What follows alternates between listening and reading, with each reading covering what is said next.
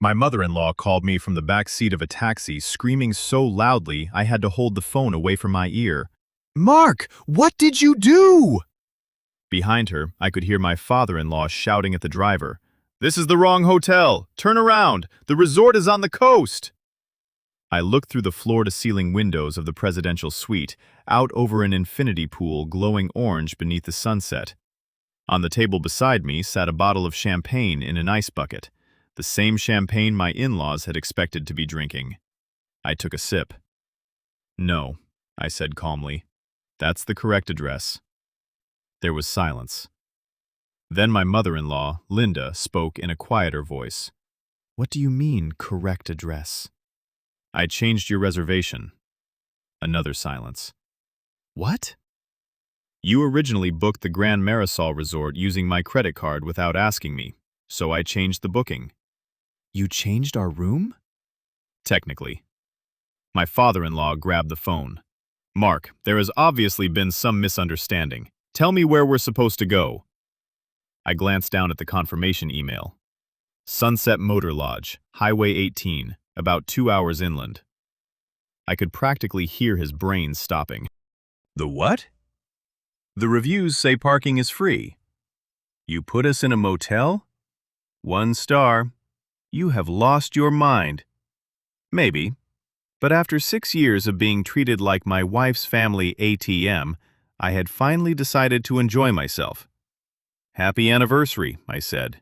Then I ended the call and blocked both their numbers. The funny thing is, 3 days earlier, I had actually been planning to buy them a gift, just not a $14,000 one. My wife, Rachel, and I had been married for 6 years. I'm 35 and work as a project manager for a commercial construction company. I make good money. Not private jet money, not accidentally spend 14 grand on a weekend money, but enough that Rachel and I live comfortably. Rachel works in healthcare administration and makes decent money too. From the beginning, though, her parents seemed to interpret my salary differently. To them, Mark does well became Mark can afford it. Dinner? Mark can afford it. Family vacation? Mark can afford it. New refrigerator for their house? Mark can afford it. Emergency plumbing repair? Mark can afford it. Their dog needed surgery? Somehow I got the invoice. At first, I didn't mind. Linda and Robert weren't poor. Robert had retired from pharmaceutical sales with a pension, and Linda had worked in real estate for years. They owned their house outright. But they had expensive tastes and absolutely no interest in adjusting those tastes after retirement. They liked wine clubs, country club memberships, cruises, expensive restaurants, and trips they referred to as little getaways that cost more than some people's cars. Rachel was their only daughter, and Rachel had spent her entire life being trained to avoid disappointing them. That meant whenever her parents wanted something, she had an automatic response. "We should help." The first big incident happened about 8 months after we got married. Robert called saying their air conditioning system had died. The repair estimate was $6,200. Rachel came into my office holding her phone. "My dad sounds really stressed." I looked at her. "They own the house outright." "I know." "They have savings." "I know." "So why are we paying?" She frowned. "They helped with our wedding." Her parents had contributed $4,000 to the wedding. By that point, I'd already spent more than that helping them with various things. Still, I agreed. Then came the cruise. Linda found some Mediterranean package she desperately wanted for her 65th birthday. "We don't need to pay for the whole thing," Rachel told me. That should have been my warning. We paid for the flights, business class, $4,800. Then Robert needed dental work. Then Linda needed money toward a new SUV because her previous vehicle, which was 4 years old, was apparently becoming unreliable. Every request followed the same pattern. They never technically demanded money, they just created situations where saying no made you feel like a monster. Linda was especially talented at it. "Oh no, sweetheart, don't worry about us, we'll figure something out." Then she'd sigh, "We always do." Or Robert would say, "Family takes care of family." I started hating that sentence, because somehow family takes care of family always meant I took care of them. Nobody ever asked if I needed anything. Nobody ever wondered whether I had plans for my money. And I did. Rachel and I had been trying to save enough to buy a larger house. We wanted kids. Our current townhouse was fine for 2 adults, but we wanted somewhere with a yard, maybe 4 bedrooms, somewhere we could stay for 15 or 20 years. Every time I moved 5 or 10,000 into savings, some new family emergency appeared. Eventually, I talked to Rachel. "We need boundaries with your parents." She immediately became defensive. "They're not using us." "Rachel, your mother sent me a link to a $7,000 Viking range last week." She was joking. She included delivery options. Rachel stared at me. I continued. "Do you know how much we've given them since we got married?" She didn't answer. $28,000. Her eyes widened. "No way." I opened the spreadsheet. Yes, I had started keeping one. A C repair, flights, car contribution, dental work, country club dues. Robert temporarily couldn't cover. A roof repair, several dinners, a weekend rental for a family reunion. $28,460. Rachel stared at the total. "They'll pay some of that back." "They haven't paid back $1. She looked embarrassed. And for a while, things improved. We agreed on a rule. No giving either family more than $500 without discussing it first. For almost a year, it worked. Then Linda and Robert's 30th anniversary approached. Linda talked about it constantly. Apparently, 30 years of marriage required something unforgettable. Every conversation became another hint. My friend Susan's husband surprised her with Napa for their anniversary. Or, Robert and I never had a proper honeymoon. Or, the Grand Marisol has these ocean villas. Have you seen them? I had, because she sent me the link 4 times. The Grand Marisol was an absurdly expensive luxury resort about 4 hours away on the coast. Private beach, spa, golf course, ocean villas, Michelin-starred restaurant. The kind of place where bottled water probably had a mortgage. I told Rachel I would contribute $500 toward whatever gift she wanted to give them.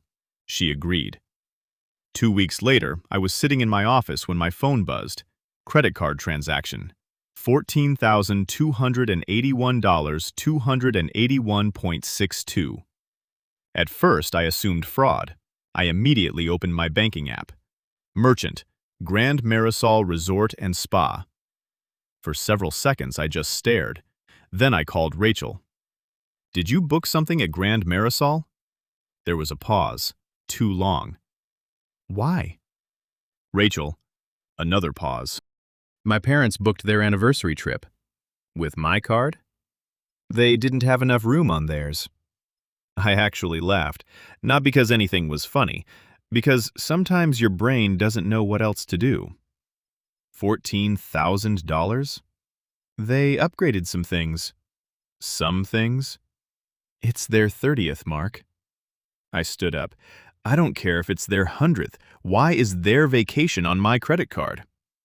They said they'd explain. Explain what?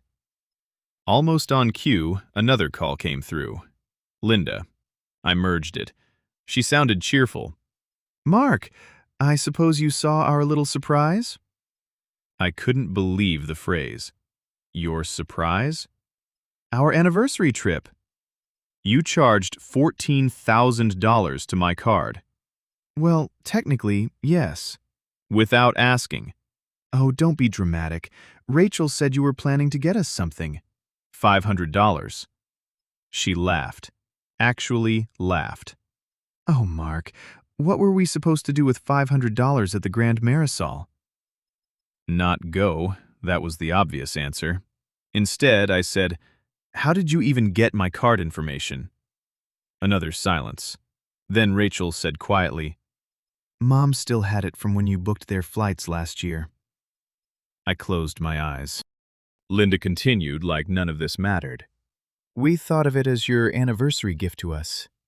You thought $14,000 was an appropriate gift to assign yourself? Don't make money ugly. That sentence did it. Not the 14,000, not even the stolen card information. Don't make money ugly. As though I was the vulgar one for noticing they'd taken it. Robert joined the call in the background. Tell him we'll bring him something from the resort gift shop. Linda laughed. Rachel didn't. I felt something inside me go completely cold. When are you leaving?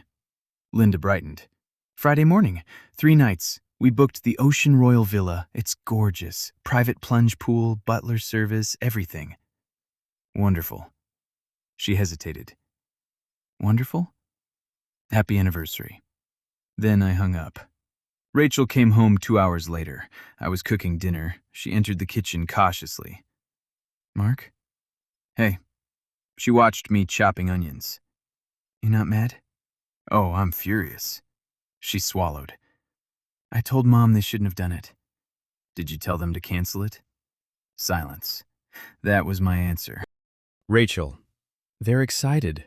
So? It's one weekend. It is $14,000. We can afford it. There it was. The sentence I'd heard from her parents for years. We can afford it. I put the knife down. No, I can physically pay the bill. That's different from being able to afford having people steal from me. They didn't steal. What would you call taking my credit card information and charging $14,000 without permission? She looked away. I nodded. Exactly. That night, I barely slept. The following morning, I called the Grand Marisol. I expected a fight. Instead, their fraud and reservations department was extremely interested when I explained that the cardholder had never authorized the purchase. The reservation was under Linda and Robert's names, but every dollar had been charged to my card. The representative told me they could cancel the reservation and refund me. I almost did. Then she mentioned something. Because the resort had received a cancellation for that weekend, their presidential suite had just become available. I looked at the price. Normally, I would never have considered spending that much on a hotel. Then I thought about 6 years of interrupted savings, 6 years of being told I could afford everything, 6 years of swallowing disrespect to keep my marriage peaceful. I'll take it, I said. I canceled their villa, booked the presidential suite for myself, 2 nights with spa package. Then I did something petty, gloriously petty. I searched hotels near the small regional airport where Linda and Robert's flight would arrive. There was a place called Sunset Motor Lodge, 1 star, brown carpet, exterior hallways, a swimming pool that appeared to have been photographed during the Clinton administration. Reviews included phrases like, technically clean, and bring your own pillow. Perfect. I booked them a room, $79 a night, non-refundable. Then I changed the transportation reservation Linda had also charged to my card. The luxury SUV scheduled to take them to Grand Marisol? Canceled. I replaced it with a regular taxi reservation and updated the destination, Sunset Motor Lodge. Friday came. I drove to Grand Marisol alone. Rachel stayed home. She knew something was happening because I had packed a suitcase, but after our argument, she was barely speaking to me. Where are you going? Taking a weekend. Where? You'll find out. The presidential suite was ridiculous. 2 bedrooms, huge balcony, private hot tub, dining room, a bathroom larger than our first apartment. The staff brought champagne and a plate of chocolate-covered strawberries. I sat on the balcony watching waves crash against the cliffs.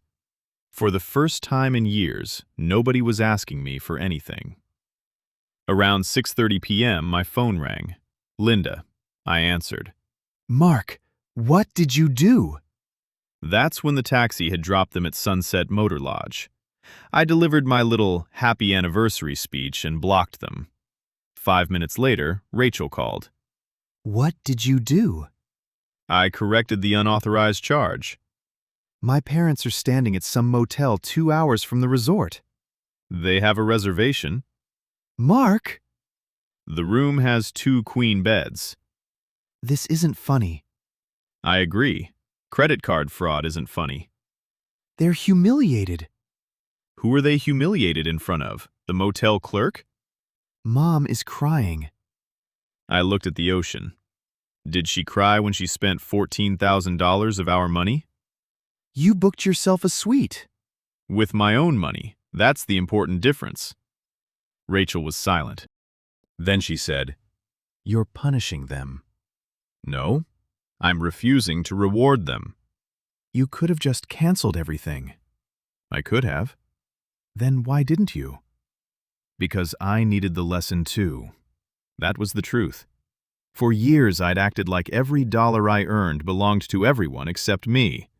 I had postponed trips, postponed upgrading my car, postponed hobbies, postponed our house. All while Robert played golf and Linda posted resort photos online. I wanted to do something for myself for once. Rachel's voice softened. What about me? That question hurt. You chose their side. She didn't respond. I asked you to tell them to cancel the reservation. You wouldn't. They're my parents. And I'm your husband. Silence. I continued. I need you to understand something, Rachel. This isn't about a hotel. Your parents stole $14,000 from me, and you were more worried about disappointing them than protecting me. Her voice cracked. I didn't know what to do. Yes, you did. You just didn't want them angry at you. That was the first time neither of us had anything left to say. I spent Saturday doing absolutely nothing productive.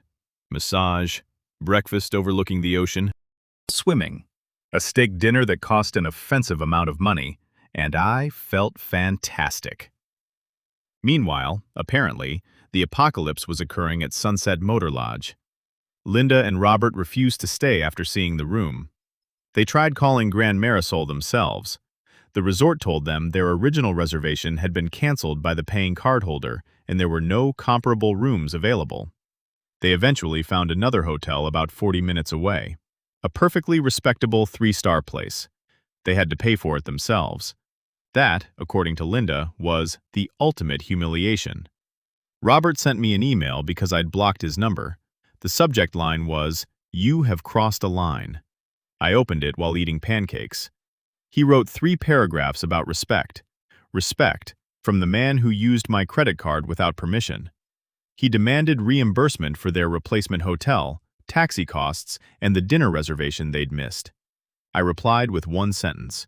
Consider it deducted from the $28,460 you've never repaid us. Then I blocked his email too. When I got home Sunday evening, Rachel was sitting at the kitchen table. She looked exhausted. My parents want me to leave you. I put my suitcase down. Do you? She started crying. No. I sat across from her. For a while, neither of us spoke. Then she said something I hadn't expected. I checked the spreadsheet. What spreadsheet? The one you showed me last year? I went through our statements too. She slid several printed pages across the table. She had found expenses I'd forgotten, restaurant charges, tickets, a $1,300 repair I'd covered for Robert, a $2,200 rental deposit for one of their trips. The real total wasn't $28,460. It was over $36,000. Rachel stared at the papers. They've taken $36,000 from us. Pretty much. And I've defended them every time. I didn't answer. She wiped her face. My mom called me selfish today because I wouldn't pay for their new hotel. I almost laughed. Now she finally understood. What did you say? I said no. That one word may have saved our marriage. Linda exploded. Rachel told me everything. Her mother accused her of choosing her husband over family. Rachel responded, My husband is my family. Robert threatened to remove her from their will. Rachel said, Okay. Linda claimed they had sacrificed everything raising her. Rachel finally asked, Does that mean I owe you forever? Apparently, that ended the conversation. Over the next month, things got ugly. Linda sent relatives after us. An aunt called me cruel. One cousin told Rachel we should apologize. Then Rachel did something brilliant. She sent them the spreadsheet. All $36,000. The family group chat went silent. A day later, her uncle responded, "I didn't know Mark had been paying for all this." Neither did most of them. Linda had spent years presenting our help as occasional generosity rather than regular financial support. The narrative collapsed almost immediately. Then something even more interesting happened. Without us paying random expenses, Robert and Linda had to change their lifestyle. The country club membership disappeared. They stopped eating out 4 nights a week. Linda sold the luxury SUV and bought something cheaper. And somehow, miraculously, they survived. Turns out they had never actually needed our money. They simply preferred spending ours. 6 months later, Rachel and I bought our new house. 4 bedrooms, big yard, quiet street. The first evening after we got the keys, we sat on the back steps eating pizza because none of the furniture had arrived yet. Rachel leaned against me. You know what's crazy? What? That $14,000 resort charge might have been the best thing they ever did for us. I laughed. Expensive therapy. She smiled.